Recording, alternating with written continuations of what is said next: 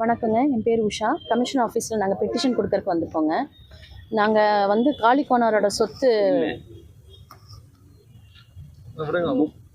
அதாவது எங்களுடைய பாட்டன் சொத்துக்கு, பாட்டன் காளிக்கோணாருங்க.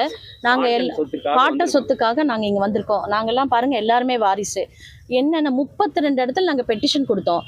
ஒருத்தருமே ஒரு இடத்துல இருந்து கூட செவி சாய்க்கவே இல்லை.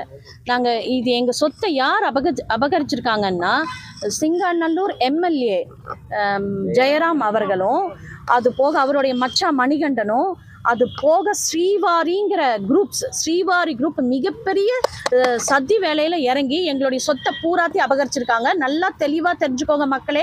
அவ்வளோ ஆக்ரோஷத்தோடு நாங்கள் வந்திருக்கோம். எங்களுடைய சொத்து அத்தனையும் அவங்க கையில் ஆக்கிரமிச்சு அவங்க எப்படி எங்கள் சொத்தை எப்படிங்க அவங்க கையில் கொடுக்கலாம்? நாங்களாம் எங்கள் சொத்தை எடுத்து எப்படி எம்எல்ஏ பதவி எப்படி வந்தது? நாங்கள் பார்த்து ஏற்படுத்தி வச்சது தான். எம்எல்ஏங்கிற பதவியில் இருந்துட்டு பதவி இருக்குன்னா என்ன வேணால் பண்ணலாமா? சொத்தை வாங்கி கொடிஷியாங்கிற இடத்துல வந்து 350 கோடி சொத்தை நில ஆக்கிரமிப்பு, கவர்மெண்டோட இடத்த நில ஆக்கிரமிப்பு பண்ணி பிஜேபி முன்னாள் மாவட்ட தலைவர் இவங்களும் சேர்ந்து அந்த நிலத்துல அவங்களே பட்டா போட்டு நிலத்தை வித்துருக்காங்க. ஆச்சுங்களா? எப்படிப்பட்டவங்க நல்லா யோசிச்சுக்கோங்க. அவங்க வந்து பசிக்கு திருடல, ருசிக்கு திருடி இருக்காங்க. நல்லா ஞாபகம் வச்சுக்கோங்க மக்களே, நல்லா ஞாபகம் வச்சுக்கோங்க. அவங்கெல்லாம் மிகப்பெரிய ஒரு கொள்ளை அடிக்கிறவங்க. அவங்க எங்க சொத்தை எடுத்து அவங்க அவர்கிட்ட எப்படி கொடுக்கலாம்? எம்எல்ஏ கிட்ட அவருக்கு பதவி இருக்குங்கிறக்காக எங்களை மிரட்டுறாங்க. நீங்க எப்படி கேஸ் கொடுக்கலாம் அப்படின்னு சொல்லி மிரட்டுறாங்க. எங்களை அடிக்க வராங்க. எங்க அண்ணன் அடிக்கிறாங்க. எங்க அண்ணன் அடிச்சிருக்காங்க. இவங்களை சும்மா விடலாமா? நாங்க சத்தியமா விட மாட்டோம். எங்க உயிர் போனாலும் சரி நாங்க இந்த இடத்த வாங்காம விடவே மாட்டோம். அவ்வளவுதான் நான் சொல்ல முடியும். 350 கோடி சொத்து மதிப்பை வந்து ஆக்கிரமிச்சு பண்ணி இதை வித்திருக்காங்க. இதுக்கு வந்து ஹைகோர்ட் அவங்களுக்கு நல்லா அரெஸ்ட் வாரண்டே வந்திருக்கு. அந்த மாதிரி இருக்கக்கூடிய ஆளுங்க வந்து எங்க சொத்தை கொண்டு போய் யார் கொடுத்துருக்காங்க? ஸ்ரீவாரி குரூப்ஸ் எடுத்து அவங்க கிட்ட கொடுத்து இதை வந்து விற்கிறக்கு ஏற்பாடு பண்ணிருக்காங்க. நாங்க வந்து அடுத்து பேசுங்க. என் பேரு உஷா. வந்து 3 பேர் பொறுப்பு. யாரு? ஸ்ரீவாரி, மணிகண்டன், அப்புறம் எம்எல்ஏ, இவங்க 3 பேரும் நிச்சயமா பொறுப்பு. அவ்வளவுதான் சொல்ல முடியும். காவல்துறை எதுவுமே செவி சாய்க்கவே மாட்டேங்குது. காவல்துறை எங்களை மிரட்டுறாங்க. எங்களை கவர்மெண்ட்ல அதிகாரம் படைச்சவங்க நிக்கிறாங்க. நாங்க அவங்க கிட்ட மோத முடியுங்களா? நாங்க என்ன கோர்ட்ல தீர்ப்பா கேட்டோம்? இடைக்கால தீர்ப்பு வர வரைக்கும் இந்த நிலங்களை விற்காம பாத்துக்கங்கன்னு சொல்றோம். அவங்க சேலஞ்ச் பண்றாங்க, உங்க கேஸை டிஸ்மிஸ் பண்ணி காட்டுறோன்னு. உங்க கேஸ் டிஸ்மிஸ் ஆகிறக்குள்ள உங்க நிலத்தை எல்லாத்தையும் நாங்க சைட் போட்டு வித்துருவோம்னு சொல்றாங்க.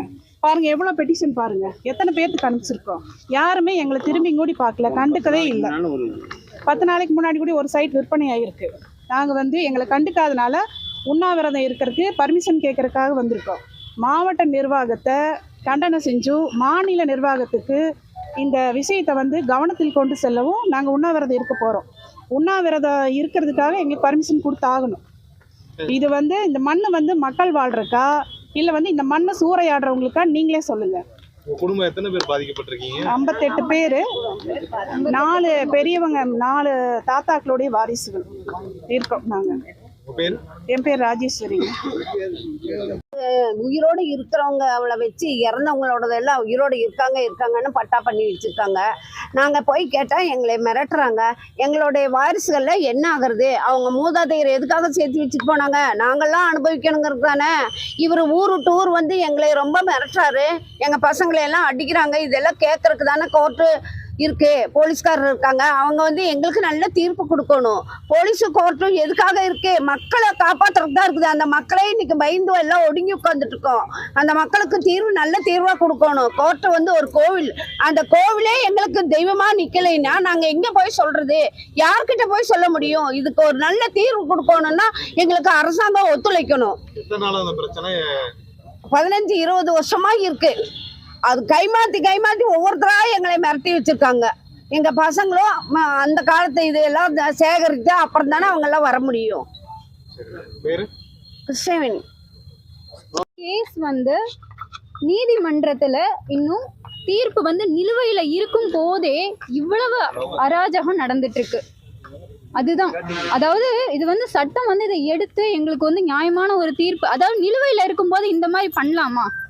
அப்போ இதெல்லாம் இவ்வளவு நாள் இதெல்லாம் பார்த்துட்டு இருக்காங்களா போலீஸ்காரங்க? இவங்களா இதெல்லாம் வந்து பார்த்துட்டு இருக்காங்களா?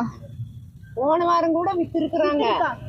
அது எப்படி நிலுவையில இருக்கும் போது எப்படி இடத்துல வந்து நிக்கிறாங்க. தீர்ப்பு வரக்குள்ளார இடைக்கால தடை உத்தரவு வர நிலுவையில இருக்கு இந்த கேஸ். அதுக்குள்ள இவங்களாம் எல்லாமே வந்து லலிதா